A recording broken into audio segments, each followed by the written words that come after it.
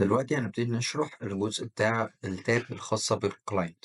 تمام، من التابس اللي هنا دي التابس اللي هندخل فيها دلوقتي والحاجات اللي نقدر نعملها على السيستم كلها ان شاء الله. هلاقي من هنا على الكلاينت عندي كذا حاجة ندخل فيهم دلوقتي واحدة واحدة. أول واحدة الكلاينتس. كلاينتس هنا بتدخلني على أول كلاينتس اللي احنا نقدر ندخل نشوف كل العملاء اللي عندنا اللي هم 190، أو فيو ديتيلز دي اللي هتدخلني برضو على أول كلاينتس، أو كلاينتس اللي هنا هتدخلني برضو على نفس الصفحة. التلاتة هيدخلوني على نفس الصفحة عادي. تمام. فلو دوست عليها هيطلع لي كل الصفحة اللي فيها كل العملاء بتاعتي بلا استثناء. تمام، حتى لو هم اكتف او expired او on hold ايا كان. حلو. وعندي بقى كذا اوبشن ان انا ادور على كلاينتس مثلا باسمه، برقم تليفونه، بالكود بتاعه. بلاقي هنا الاسم، الكود، الجروب، رقم التليفون. عايز ارتب دول بحاجة معينة بدوس مثلا هنا يرتبهم لي مثلا من قليل للكبير، للكبير للقليل، وهكذا. رتبهم بترتيب الاسامي براحتي ايا كان. فانا ممكن اعيد تشكيل الترتيب ده طبقا للي انا عايزه يعني. تمام، ممكن اخليها بالاسامي عادي جدا، او ممكن اخليها بالكود واحد اتنين تلاتة وهكذا. حلو. فكل ده بنتحكم فيه. طيب ممكن نخليها بالكود. وعندي هنا الجزء بتاع import clients. import clients ان انا لو عايز اضيف عملاء، لو انا مثلا في الاساس معايا نفترض 100 عميل. حلو. عايز ادخلهم على السيستم كلهم، فهروح اعمل ايه؟ اجي من هنا على import clients، وهيقول لي هنا click to upload client file. فهنا بيديك الأول تمبلت بتدوس عليها. التمبلت دي بتفتح معاك، ده عبارة عن شيت اكسل بتملى البيانات زي اللي مكتوبة فيه بالظبط، وبتترفع على طول. بتعمل هنا ابلود، بتسيفه عندك، وبعدين تعمل ابلود من اللابتوب بتاعك وتحط هنا العملاء، وبعدين تعمل سيف. فمثلا معاك نفترض 100 عميل قبل كده، عايز تدخل الداتا بتاعتهم دخلها بالطريقة دي. حلو. طيب عندي هنا ان انا بعمل اكسبورت كلاينت. لو انا مثلا عايز ان انا اطلع عدد من الكلاينتس، فاول ما بدوس عليها بينزل لي كل الداتا بتاعت الكلاينتس اللي قدامنا دي. تمام، فكل ده بنتحكم فيه عادي جدا لو انا عايز استخرج الداتا دي في حاجة. تمام. عندي هنا كذا فلتر. ممكن افلتر مثلا كلاينتس بجروب معين، طلع لي كل الكلاينتس اللي بجروب واحد او اي جروب احنا كنا عاملينه. بالسبسكريبشن طلع لي الناس كلها الاكسبايرد، عشان مثلا عايز اعرف هم مين، فبالتالي اقدر ان أنا اكلمهم ويجددوا الاشتراك وهكذا. او اللي هيخلصوا في تاريخ معين.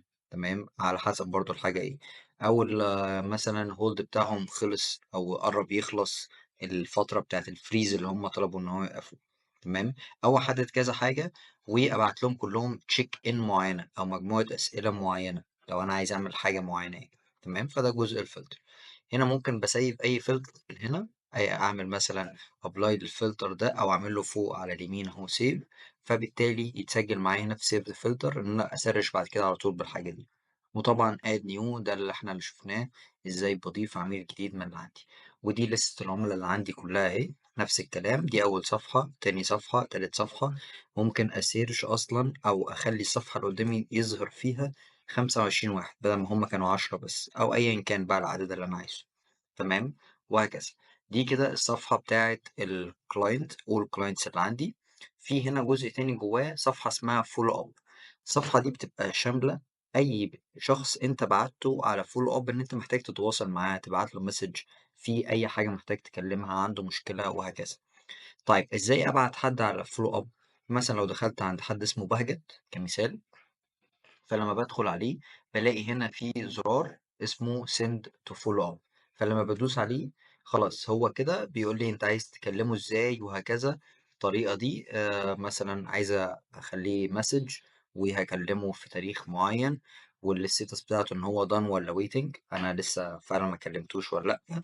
وهكلمه من انهي رقم لو في رقم معين انا مسجله على السيستم، وكام دقيقة، وبعدين أعمل له سيف. فأنا كده بسجل المكالمة دي وهكذا. لو أنا عملت سيف send to follow up إن ادتني باللون الأخضر، فلو رحت هناك في الصفحة بتاعة الفولو أب اللي هو بعدين هبقى أكلم بهجت، فأنا فاكر حاجة زي كده، فألاقي بهجت نزل معايا في الصفحة دي. تمام، خلينا نشوفها دلوقتي. دي الكلاينتس اهي اللي موجودة. ادي بهجت نزل عندي اهو في الاخر. حلو. فانا لو عايز اسجل المكالمة، انا دلوقتي كلمته وخلصت كل حاجة، فبدوس زائد وبسجل انا كلمته عن طريق ايه، التاريخ اللي كلمته فيه، المشكلة اتحلت ولا لسه، الستيتس نفسها، وكلمته من اي رقم تليفون، كام دقيقة، واكتب بقى وصف اللي انا عايزه، وبعدين اعمل سيف. تمام، عايز أشوف المكالمات كلّها اللي كلمتها للعميل اللي اسمه بهجت، بادوس من هنا ويطلّع لي الhistory بتاعي كلّه. تمام، عايز أمسحه من الصفحة أمسحه عادي جدًا. تمام، وهكذا طبعًا العُملا التانية. وطبعًا كل ده بفلتر بقى، أدوّر مثلًا الناس كلّها اللي كلمتها مسدجات أو مكالمة، الناس كلّها اللي اتحلّت أو لسه، كل ده فلتر إن أنا باقدر أفلتر وأعمل فلتر برضه أو أسيّف الفلتر نفسه. فده الجزء بتاع أول تاب اللي هي الخاصة بالclient، دي أول حاجة.